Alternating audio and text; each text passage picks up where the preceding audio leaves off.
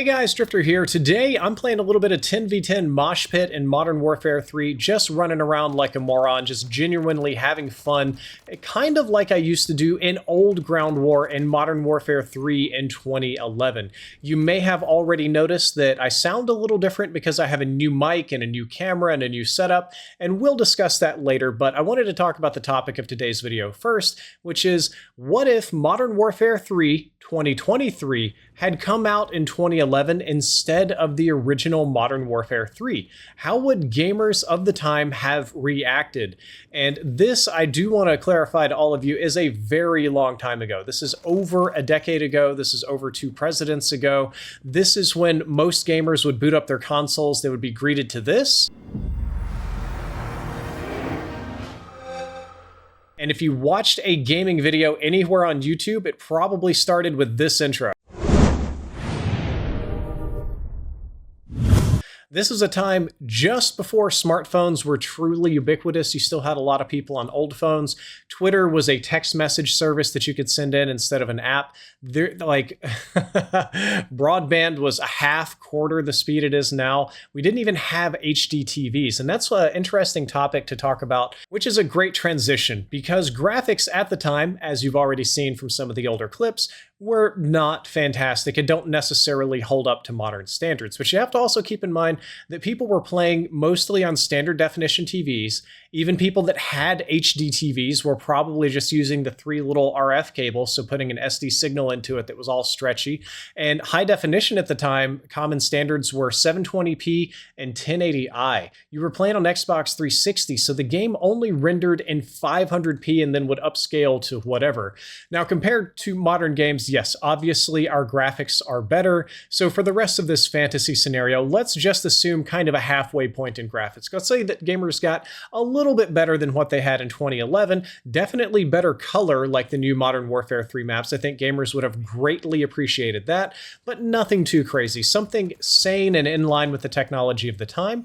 But I do want to briefly mention that Red Dead 2, even on older generation consoles, still looks like a fantastic game. So you probably could squeeze, even out of the old Xbox 360, better performance than what we had in CoD.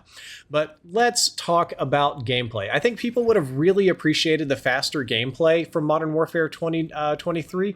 Call of Duty was considered a fast-paced game in 2011, especially for consoles. Consoles didn't have very many twitchy games. That was a PC exclusive thing for the most part. However, even though it was a fast game, it didn't have sliding. Only Black Ops 1 had dolphin diving. It had no mantling. It didn't have, or very rudimentary mantling. It didn't have a lot of advanced movement. So there was a lot less climbing around the map and a lot more slowly trying to hit jumps and crawling up into spots. You couldn't just like crawl up something and dolphin dive up and then jump up another thing and be on the roof. It would be pretty much impossible to do. So despite the initial shock and frustration and complaints about realism, I believe that gamers in 2011 would have been happy with that. I think that they would have eventually gotten used to it and struggled to go back. One thing I don't think they would have liked, and that personally I still kind of don't like, is having bullet velocity. So as most of you know, the bullets in the game are not instant. They have some velocity and travel time, and that's especially helpful for battle royales, but a little weird in multiplayer, and that pretty much didn't exist outside of the Battlefield franchise at the time. So I suspect that if we were playing them, people like, why are we copying Battlefield? What's going on here? I think the higher health pool would have driven people insane too. This was an era when people played Call of Duty for the realism. We didn't have Spawn, 21 Savage, Nicki Minaj, and Homelander running around. We had a lot of milsim skins, and even the camos we did have were closer in line with reality and less, well, for the most part, less crazy. However, Call of Duty camos ultimately influenced gun culture, and people wanted COD camos on their guns. But yeah, taking a step back, people would have been very, very mad about having to shoot somebody 6 times before they die. At the time I was playing Modern Warfare 3, I had a lot of friends in college that would only play hardcore and nothing else whatsoever, just because everybody would die in about 1 bullet in hardcore, and you didn't have to worry about any of this unrealistic getting shot and walking away kind of thing. Another thing I don't think that gamers would have liked at the time, and again, this is almost a list of things that I don't like now, is that weapon customization would have been very overwhelming. You got to keep in mind that in the original original Modern Warfare 3 game, we only used to be able to put one attachment on a weapon. And if you had the bling perk, if I'm not mistaken, you could do 2 attachments, which was like insanity. You could have an extended mag and a sight. Whoa, crazy. But nowadays, with the gunsmith, we can put 5+ attachments all over the gun. There are hundreds, dozens of them per weapon. In Modern Warfare 2, you could even tune them, but that's been removed from this game. So it would just be very, very overwhelming to go from these very rudimentary attachments that barely change the gun at all to being able to put 5 on there, and conversion kits and ammo kits and all these mods and all their associated stats, which at the time was a total mystery. I mean, my God, I made a living just talking about stats. Gamers would not have known what to do with the 500+ attachments that we have now for every single weapon. And I kind of agree with them. I feel like what we have now is a little bit overwhelming. I would rather have more good choices and less just total choices, you know? The next topic of conversation is monetization practices in the game, which have changed radically since 2011. But first, I want to talk about monetizing this video with a sponsored segment from Logitech G. I am in the gaming bed that I set up, an alternative rig, because I've had a very busy day at physical therapy and I'm totally cooked. But this is almost an entirely Logitech powered machine with the Pro X Super Light mouse. I've got the Pro X2 headsets. This isn't actually a G product, but it's just a really comfortable small Bluetooth keyboard. And the microphone is the Yeti GX, the brand new USB powered microphone, which I just set up installed. And of course, the goated C922 webcam. So I am literally still using these products years later. And if you would like to get any of them to enhance your setup, you can just use the link down there below my body. I guess it looks like I'm laying on the letters, logi.gg/drifter, and code drifter is 5% off. So let's go back to these monetization practices.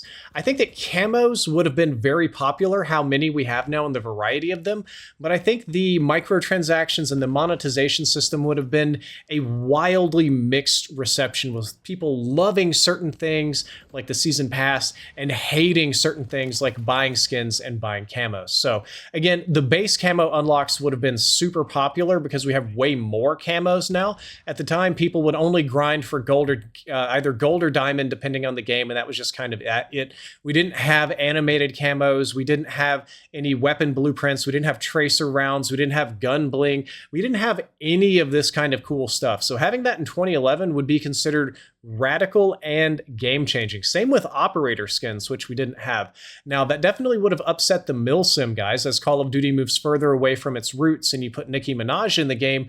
That's not exactly a tactical, realistic operator, so you definitely would have had a lot of pushback there, but I think overall people would have liked it.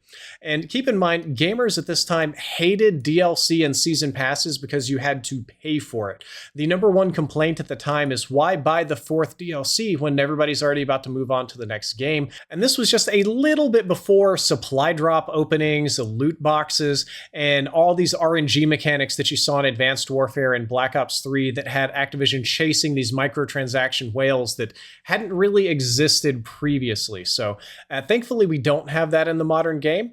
And I think that it would have been kind of a hard pushback, mostly against selling camos. I believe there would have been a really hardcore part of the community that believed that camos are unlock only, and you should unlock the weapons and the blueprints and the really cool stuff just by playing the game and not by being able to buy the camos. However, I do think people would have loved the Battle Pass model. Fortnite invented this, other games use it. The Battle Pass model is the standard for a reason, because it increases player engagement, and for the most part, players are happy getting free stuff. That would have been considered revolutionary at the time, because gamers at the time didn't get a lot of free stuff. They didn't get a lot of, they didn't get new maps all the time. We're getting like a new map a month. We didn't get new modes. We didn't get all these little updates. I mean, Call of Duty is doing some kind of update every week or every 2 weeks just to keep people interested. And I think gamers would have totally loved that. However, I think that a lot of the live service features would have been ignored, except for crossplay.